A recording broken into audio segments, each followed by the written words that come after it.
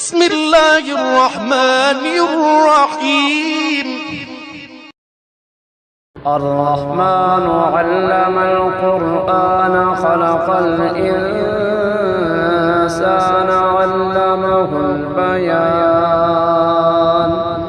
الشمس والقمر بحسبان والنجم والشجر يسجدان. والسماء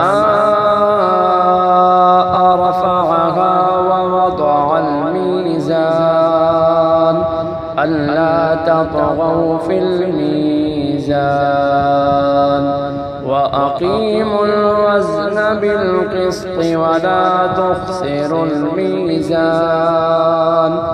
والأرض وضعها للأنام فيها فاكهة والنخل ذات الأكمام والحب ذو العصف والريحان.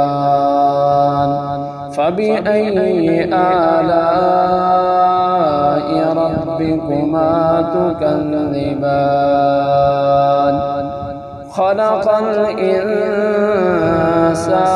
من صلصال كالفخار وخلق الجان من مارج من نار. فبأي آلاء ربكما تكذبان؟ رب المشرقين ورب المغربين. فبأي آلاء ربكما تكذبان؟ مرج البحرين يلتقيان بينهما برزخ لا يبغيان. فبأي آلاء ربكما تكذبان؟ يخرج منهما اللؤلؤ والمرجان. فبأي آلاء ربكما تكذبان؟ وله الجوار المنشآت في البحر كالأعلام. فبأي آلاء ربكما تكذبان؟ كل من عليها فان ويبقى وجه ربك ذو الجلال والإكرام. فبأي آلاء ربكما تكذبان؟ يسأله من في السماوات والأرض كل يوم هو في شأن. فبأي آلاء ربكما تكذبان؟ سنفرغ لكم أيها الثقلان. فبأي آلاء ربكما تكذبان؟ يا معشر الجن والإنس إن استطعتم أن تنفذوا من أقطار السماوات والأرض فانفذوا لا تنفذون إلا بسلطان. فبأي آلاء ربكما تكذبان؟ يرسل عليكما شواظ من نار ونحاس فلا تنتصران. فبأي آلاء ربكما تكذبان؟ فإذا انشقت السماء فكانت وردة الدهان فبأي آلاء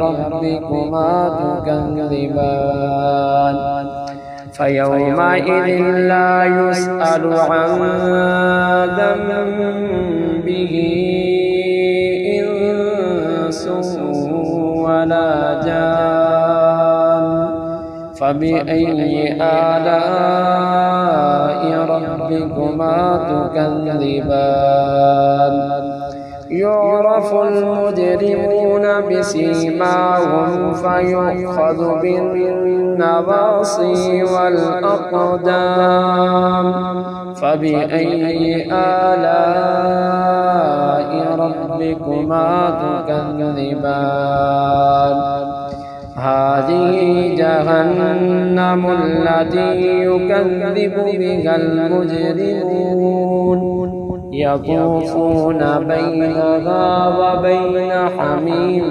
آن فبأي آلاء ربكما تكذبان ولمن خاف مقام ربه جنتان فبأي آلاء ربكما تكذبان ذواتا أفنان فبأي آلاء ربكما تكذبان فيهما عينان تجريان فبأي آلاء ربكما تكذبان فيهما من كل فاكهة زوجان فبأي آلاء ربكما تكذبان متكئين على فرش بطائنها من استبرق ودنا الجنتين دان فبأي آلاء ربكما تكذبان فيهن قاصرات الطرف لم يطمثهن إنس قبلهم ولا جان فبأي آلاء ربكما تكذبان كأنهن الياقوت والمرجان فبأي آلاء ربكما تكذبان هل جزاء الإحسان إلا الإحسان فبأي آلاء ربكما تكذبان ومن دونهما جنتان